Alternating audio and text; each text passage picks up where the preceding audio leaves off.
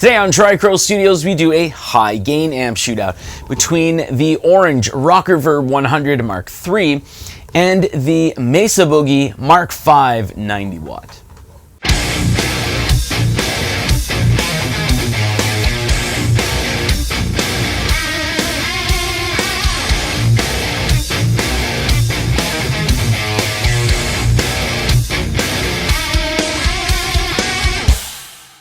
So I do have to reiterate here, this is a high gain amp shootout. So you're not going to hear any cleans, you're not going to hear any breakups, or light soft jazz or rock or anything like that. It's more high gain geared towards metal. I also made the decision to use an Ibanez TS9 in the boost setting for both amps. With the Mark V, you don't generally have to do that. However, I do find it gives it a little bit more attack and early saturation. And with the Rockerverb, you kind of usually do need it to get it outside of that rock territory. But I do have two sound samples for you today, the first of which is in drop C, and it's a more kind of balanced EQ type setting, whereas the second one is in drop C sharp, and that is in a more scoop type setting.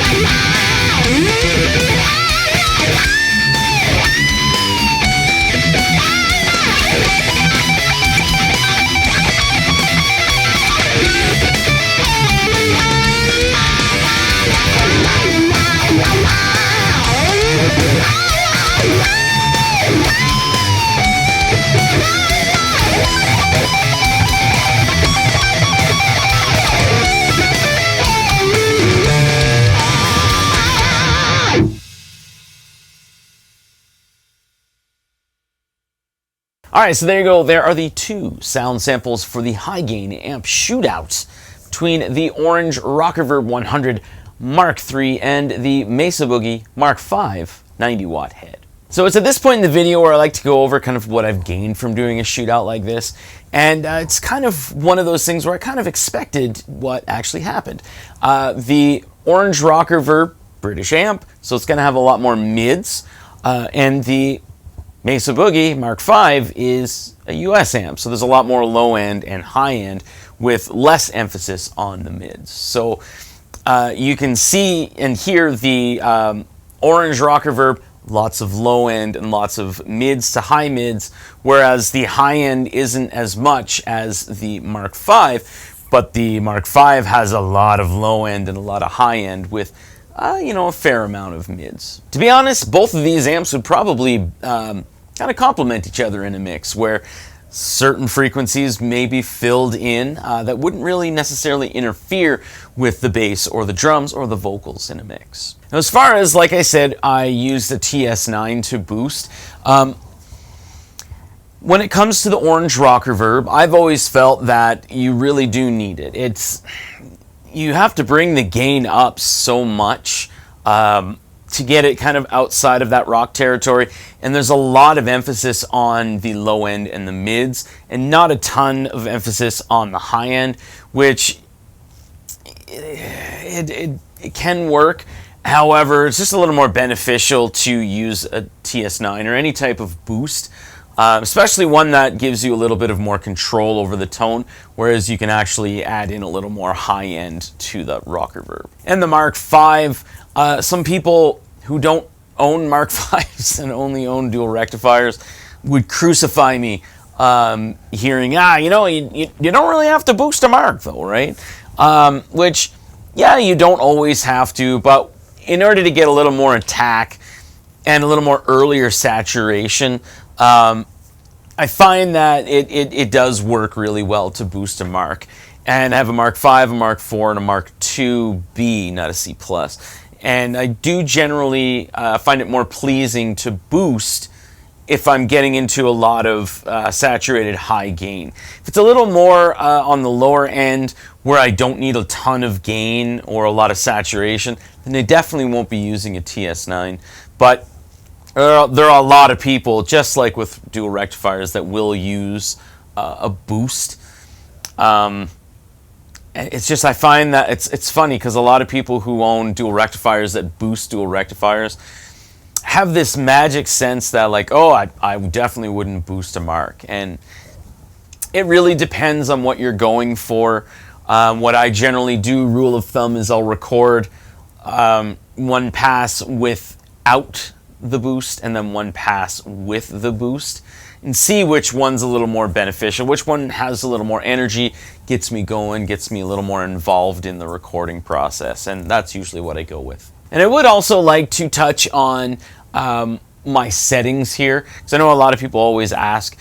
I'm not going to go like channel by channel or like EQ by EQ, but I do want to explain for the Mark series kind of what I've done, because what I generally do with 5-band EQs is as far as the mids, I usually have that either the slider in the center or just above, or just beneath the center. And then I'll adjust the mids on the like channel EQ rather than on the slider. So I'll kind of do like a balance to taste. So a lot of the times you will see that slider either in the middle or just underneath the middle, and the mids are kind of adjusted from the actual channel EQ rather than the slider. It's something that I've always done, and that's I don't know if I was taught to do that, but it's just something that I've always done. Otherwise, the mids, I find, just start to get a little bit uncontrollable in a mix, and you really have to start adjusting on the channel EQ to the point where you're taking the mids out. Anyway, I do have to say I'm extremely lucky to own both of these amps. I'm very fortunate and very happy to own all of the gear that I do own. So both of these definitely a great choice for high gain and not high gain, because both of these amps are very versatile. They both have distinct sounds, and they both have great reverb. With the Rockerverb, I think, is one of my favorite reverbs, whereas the Mark series, just there's 3 individual reverbs, so 1 per channel, and then 2 different types of reverbs per channel. So that's kind of crazy.